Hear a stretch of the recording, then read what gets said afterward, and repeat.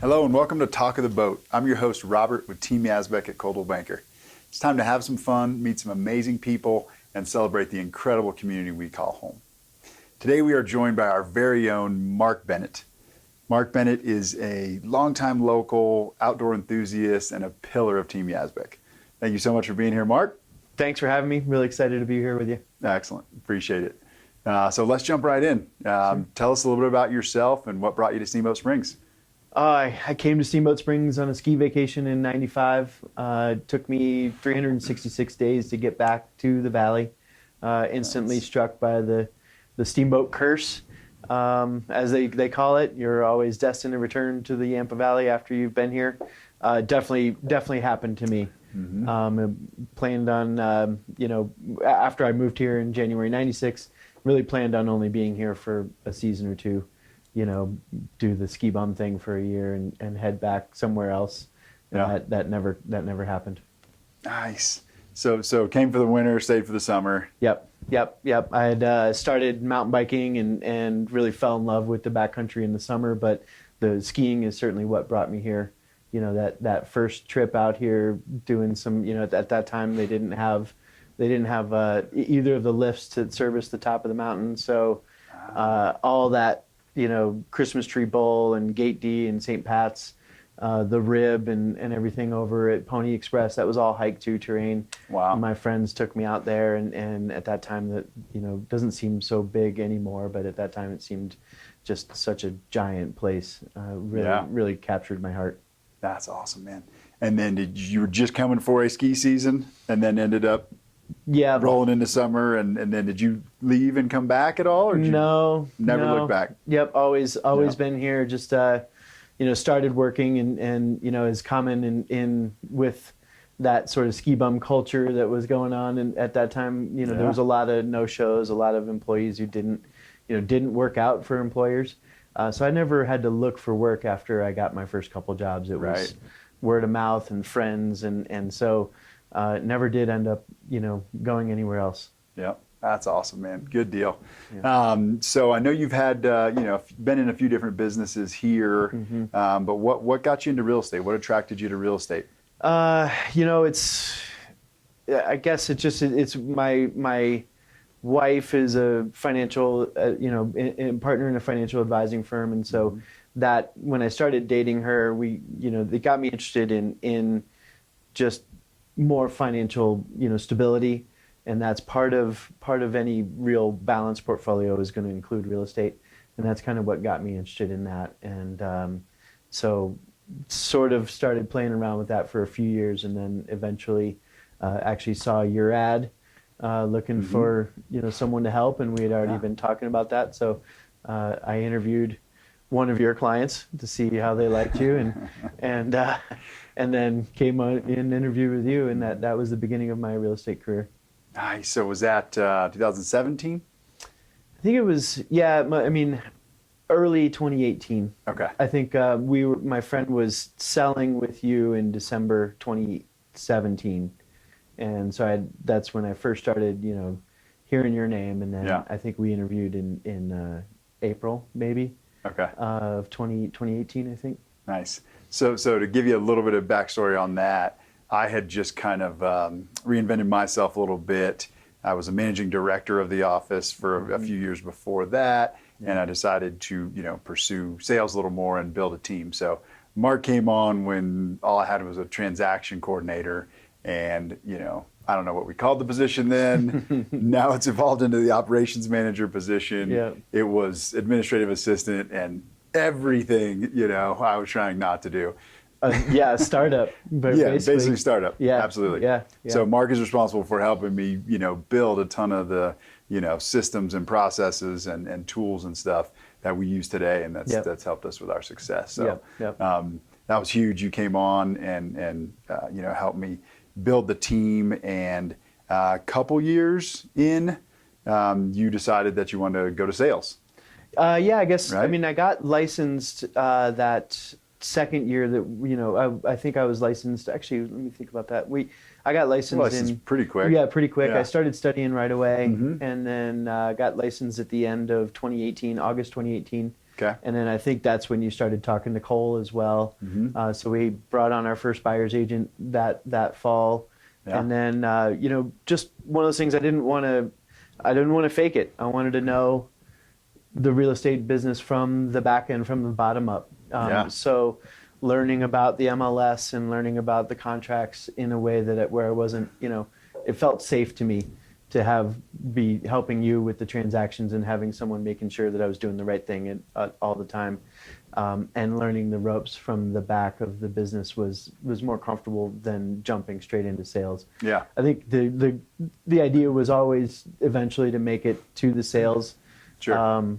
That had been my background for a long time going into that. So, it was really fun to help build the team from the ground up before it was even a team, really, just a pair, and then grew into the team, I think in January. I think Cole started in December that year. Yep, end of that year. Yeah.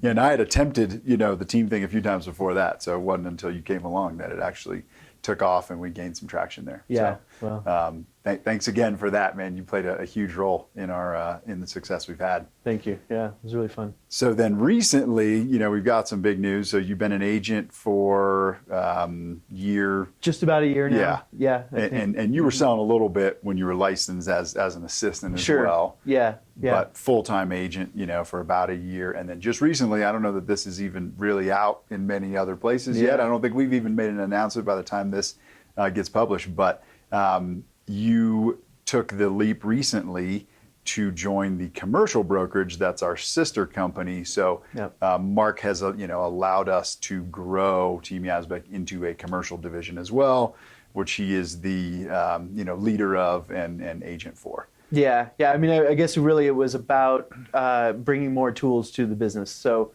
we already have a thriving, residential real estate business with from luxury, new first-time home buyers to luxury properties. Yep. We do it all. Absolutely. But we really felt like there was maybe a little bit of a hole in that, the services that we can provide to a commercial, listing. So that's why we I think, decided that talking together that it was a good idea, and it's our sister company. It's the same franchise. So a lot of the tools cross over, but it gives us access to some of the commercial tools that we, didn't have before, and allows us to compete for some of those listings a little more effectively, I think. Absolutely, yeah, and it's a small town, so a lot of realtors will do residential and commercial, and a lot of people had been coming to us for commercial, and we've done several commercial transactions, both buy side and sell side.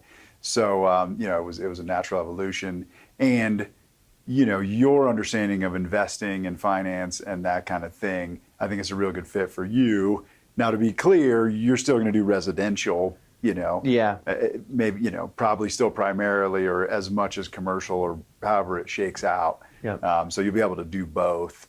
But what attracted you to the commercial side? I mean, did you, aside from growing the team, obviously it takes a certain person, right, to do commercial real estate. So I think it's all about the investment analysis side. I mean, there's a lot of that in our commercial practice as well, because of there's a lot of investors from out of town who want to buy rental properties. So you're already doing a lot of things that a commercial agent would do in other markets, I think. So having that background already with helping people with rentals and analyzing properties because of that, I think lent itself well to that.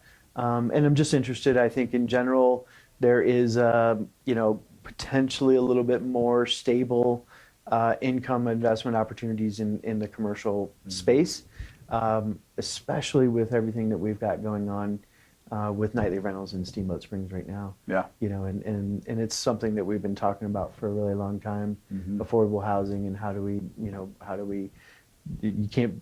I can't imagine being a ski bum like it was when I moved here with, $600 in a place to stay and no job. Yeah. That's not something that someone today is going to be, it's not as easy to do. Yeah. So working on, trying to help those first-time home buyers stay here while understanding that we do have, those investors looking at Steamboat as well. And then again, just providing more service to our clients through that commercial channel. Absolutely. That's huge, man. I think you're a good fit for it. And I'm super excited because it really helps us differentiate as a team. We have all of the commercial marketing resources and tools of an actual global commercial brand. So, your license is technically under Coldwell Banker Commercial Prime Properties, and Coldwell Banker Commercial is a global brand. So Absolutely. in Steamboat, at the time of this recording, I think there's only one other national brand, and it's, one guy without an office. Right. So Yeah. the other commercial brokers are working at, boutique Mm-hmm. brokerages or whatever. Not that there's, not some really good ones out there, but Right. We actually have a real commercial brand backing us. So Yeah, that's super exciting. that global reach of Mm-hmm. Coldwell Banker, commercial properties is definitely something that drew us, that helped motivate us to Yeah. make that move with the team as well. Exactly. All right, so I'll say this: toot your horn for a minute, man. You have to provide some of the best customer service in the business anywhere. You get amazing reviews from your clients. Your clients love you. So, what is your mission as an agent, as a real estate agent, whether commercial or residential? What inspires you about the business, and what's your mission? I just love helping people. I mean, really helping my clients get the deal done. First-time home buyers, it's so intimidating. Understanding all of the things that you have to go through to, all the hoops that you have to jump through to close a property in Steamboat, all the different, different pitfalls and things that are along the way. Again, that's why I wanted to work with you for several years so I could see, a couple hundred of those transactions happen Yeah. before it was me, guiding that. But Sure. sharing that knowledge and making sure that, they understand what's going on. People from other markets, other markets are extremely different. Why is the down payment so much in Steamboat or Colorado compared to, say, someone, from a lot of other markets, specifically Texas? Generally it's 1% down. I think it's the same way in Earnest money wise. Yeah, earnest Yeah. money. And so when somebody comes here to shop with us and you say, well, it's, that's a $30,000 down payment, and they're like, Yeah. whoa, why? It's okay to understand that and help coach them through that. Sure. And then, of course, the analysis of the investment opportunity in Steamboat. I think a lot of us agree that Steamboat's pretty, it's got some room to grow when you compare it to other ski areas around the country. Our prices are still pretty competitive, even though they've climbed a lot in the last year. I think if you go look at Aspen, Vail, Jackson Hole, anywhere in Tahoe, we still look like a pretty good value compared to those areas. Absolutely. Absolutely. Well, I love the passion for helping people. That's obviously your thing. You're not even so motivated by money, right? I mean, you really are. It's obvious in your work that you're motivated and passionate about serving people. So Yeah. I think that's key in this industry. So, so that said, who is your ideal client? This was a tough question. I saw this before we got in here, and it's hard to think about. I think just a genuine person who wants to be in Steamboat. And I know that's a kind of a big answer, broad range of folks. Yeah. I really do get a lot of reward for helping first-time home buyers, but I also love helping those folks who want to make Steamboat a part of their life, and whether it's figuring out a way to have a nightly or monthly rental and still be able to use it part of the year. Whether it's, you want to be close to the ski area and, you don't care about income. I just want to be able to walk to the slopes or, take a shuttle to the, whatever you're looking for. I just want to help share Steamboat Springs because I think there's room for all of us, and it is an amazing place. Nice. That's great. Yeah. I mean, I've never sold real estate anywhere else, so I don't have anything to compare it to, but it's so easy here because we love the community. It's such an amazing community, you know what I mean? And we have that kind of synergy with people moving here, particularly. When they're leaving, sometimes it's bittersweet, It's tough, yeah. And a lot of times they're going to come back because they have the Yampa Valley curse, but they have to leave to figure it out. But people that are buying, who you work primarily with, it's really fun to have that synergy and watch them get to move to Steamboat or have a second home here or whatever. Yep. So that's awesome. Another thing I love about that is just over the years I've broadened the things that I do in Steamboat. When I first moved here, it was like really strictly skiing and mountain biking. Yeah. You know, like those were the things that I did. And I did maybe a little bit of backpacking, but I had never really, other than tubing, I'd never been on the river really until the last couple of years. And Nice. discovering that and seeing some really great places with my wife over the last couple of years on the river has kind of reignited a new passion for us for this area. Very nice. You know, hunting, backpacking, fishing. I got really into fishing for a few years, and Yeah. you know, that's another great way to experience Colorado, and just so many different things that you can do here. Whatever you love to do, 4-wheel drive roads, anything. And even if I don't do it, I know someone who does, and I can help you. You know, steer you towards some of that kind of thing. Absolutely. Yeah, I love it. I think the most difficult thing about the summertime here is deciding what recreational activity you're going to focus on. Well, I thought it was funny. You said I think it was a month ago or something, you said you don't know many people who split their time the way that Melanie and I do with mountain biking and the river. You know, like we're doing... trying to get on the bike. That takes focus, man. That's discipline. Yep. You know what I mean? Try to get on the bike 3 days a week and try to get on the river 1 day a week while it's open and available. You know. Yeah, so. that's hard to do. You know, but yeah, good on you. Yeah. All right, so you know we're arguably in the middle of a pandemic still. So we have to ask, how has COVID changed you and or your business, family? A lot more. The last 20 months. There's a lot more remote buyers. You know, a lot more people willing to take that risk on a video walkthrough. So that's something that was really interesting. We focused on it a lot during COVID and during the lockdown of COVID, that period. I don't know. I mean, I was still as your assistant and working with buyers at that point. Yeah. And I don't know, when we sold probably 5 or 6 properties in those first couple of months, just fully remote. So that was really interesting, learning that part, getting a little bit more comfortable on video. Yeah. That part was interesting. Going back to working at home. For years, luckily, in my background, I had a home office and was really independent as a sales rep for Breakthrough Beverage out of Aurora. Yeah. And so my nearest manager was, 120 miles away.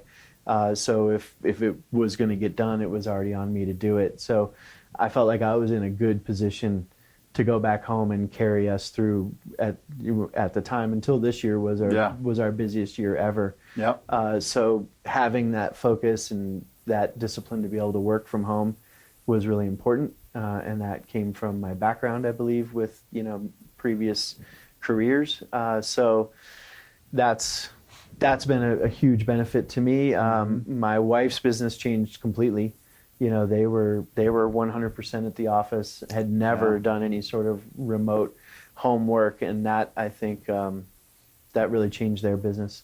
Nice. But they had a great year and grew as well. Yeah. So just the amount of time, I'm really grateful that we get along as well as we do, because I know that wasn't the case for everybody. So I'm grateful that I was able to spend 80 hours a week with my wife in our house and not have any real issues arise. And I know that other people weren't that lucky. So I feel blessed with that for sure. That's awesome, man.